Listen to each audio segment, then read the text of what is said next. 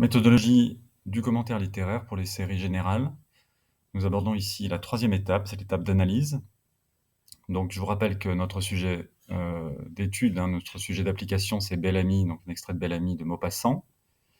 Nous avons déjà abordé donc, les étapes 1 et 2, lecture et approfondissement. Et donc cette troisième étape sera consacrée à l'analyse, à la justification des premiers éléments d'interprétation. Donc nous avons déjà une compréhension générale de l'extrait, des pistes d'interprétation, nous avons dégagé les enjeux et un projet provisoire, c'est-à-dire une première problématique. Il s'agit maintenant de justifier et de trouver des procédés d'écriture. J'insiste sur cette étape puisqu'elle est souvent négligée. On a parfois tendance à considérer que cette première étape d'interprétation suffit à construire un plan. Or, ce n'est pas le cas. Et souvent, quand on s'arrête là pour tout de suite construire un plan, on se retrouve avec des commentaires qui sont assez pauvres, ou avec des plans où il manque des parties ou des sous-parties parce qu'on n'a pas suffisamment approfondi. L'étape d'analyse, moi je vous propose, c'est pas le cas de toutes les méthodologies, mais moi pour ma méthodologie, je vous propose de passer par une analyse linéaire, c'est-à-dire que vous allez reprendre le texte comme vous le faites pour l'oral, mais là il s'agit d'une étape de notre méthode, d'une étape intermédiaire. Vous allez reprendre le texte dans son cheminement et ligne à ligne ou phrase par phrase ou paragraphe par paragraphe, isoler des procédés précis en essayant de rechercher des éléments qui viennent justifier les premières pistes d'interprétation et le projet que vous avez défini. Alors je vais vous montrer ça à partir du texte. Donc sans entrer dans le détail, je vais relever un certain nombre d'éléments et puis vous irez par vous-même lire le corrigé que je propose. Donc vous voyez, le premier paragraphe, par exemple, ici, c'est l'échange avec le concierge, donc unique dialogue de la scène. Vous avez tout un vocabulaire, donc aimable, considération, qui montre combien ce personnage de Monsieur Forestier est important, et ça va jouer dans le texte. Enfin, j'insiste sur la dernière phrase, et Georges Duroy monta l'escalier.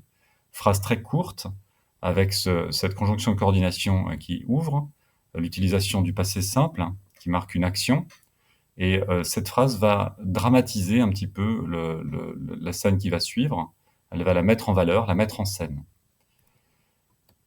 Le passage suivant commence donc la description du personnage et l'évocation de son état d'esprit. Et c'est ici qu'on va trouver bon nombre de champs lexicaux qui évoquent le fait qu'il soit mal ajusté, mal apprêté, le lexique de l'usure ou de la pauvreté. On a également l'expression aussi du point de vue interne, avec des expressions personnelles qui montrent que tout ça est vu à travers la perception de Duroy. C'est ce qu'on voit également donc, dans ce vocabulaire surligné en jaune, l'expression de l'inquiétude, donc qui vient compléter ce premier portrait du personnage.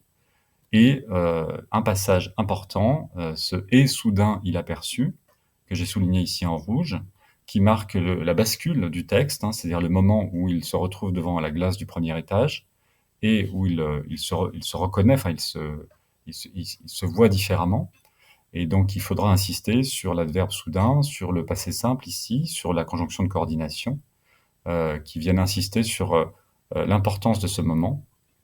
Et on était dans l'état d'inquiétude, on passe à une expression « monsieur en grande toilette », très améliorative. Alors là, pour l'instant, il voit un autre homme, il va, dans l'étape suivante, se reconnaître dans cet homme, et c'est là que son regard va changer sur lui-même. Donc le changement brutal, on le voit ici, avec l'expression de la surprise, et puis donc cette idée de la reconnaissance, c'était lui-même. Ce passage que j'ai isolé ici montre bien la transformation du personnage, sa métamorphose, ça va être un axe important dans notre analyse. Vous avez l'avant, en jaune, avec tout le vocabulaire ici exprimant l'imperfection, improvisé, grotesque, le sentiment, le malaise qu'il éprouve. En vocabulaire en vert, vous avez cette expression du face-à-face avec cet homme du monde, donc fort beau, etc. Et puis, vous avez l'expression de la satisfaction, qui montre combien il est content de lui, en bleu. Donc là, toute la transformation, toute la métamorphose du personnage est exprimée dans ce passage. Par la suite, on a donc une image, hein, c'est l'image de l'acteur, du jeu, de la comédie. Et cette métaphore, elle va être filée jusqu'à la fin. On voit bien qu'il s'étudie, qu'il attache de l'importance à lui-même. Et maintenant, il se trouve plutôt séduisant. Tout un vocabulaire amélioratif autour du plaisir, notamment. Tout ça vient contraster avec l'étape précédente. Donc voilà, voici les tournures amélioratives, hein, élégant, marcher bien, indépendance de son esprit, etc., jusqu'à cette expression très excessive, hein, une confiance immodérée en lui-même, dans laquelle on peut peut-être saisir une pointe d'ironie de la part du narrateur, qui vient se moquer de son personnage, hein, qui soudain est transformé et a une confiance en lui démesurée. Donc il y a une sorte d'excès de satisfaction, un côté très enfantin chez du roi. On le voit aussi à travers la gestuelle et l'attitude. Le dernier passage donc, vient clore cette transformation. Là, il devient véritablement un acteur. Donc on insiste ici sur ce monde de l'apparence qui caractérise la haute société dans laquelle il va entrer.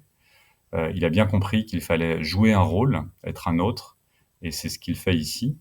Et puis cette dernière phrase, on avait vu, hein, la première phrase qui marque l'entrée en scène, le moment où il s'élance dans l'escalier.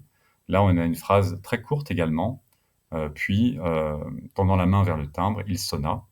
Et là, de nouveau, hein, il y a quelque chose d'assez dramatisé dans cette phrase qui souligne finalement le passage dans ce monde de la haute société, monde dans lequel il souhaite entrer. Voilà, j'ai été un peu vite, mais vous avez vu un petit peu l'idée. Il s'agit ici de reprendre tous les passages du texte, les uns après les autres, et d'identifier des procédés précis. Dans la correction, on insistera dans chacun des paragraphes que vous développerez, dans chacune des sous-parties, on cherchera à voir si vous avez identifié des éléments précis du texte qui viennent justifier les interprétations et les commentaires que vous donnez.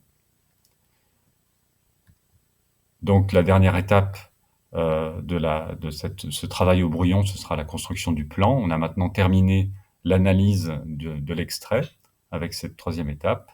Nous verrons cela donc dans une quatrième vidéo.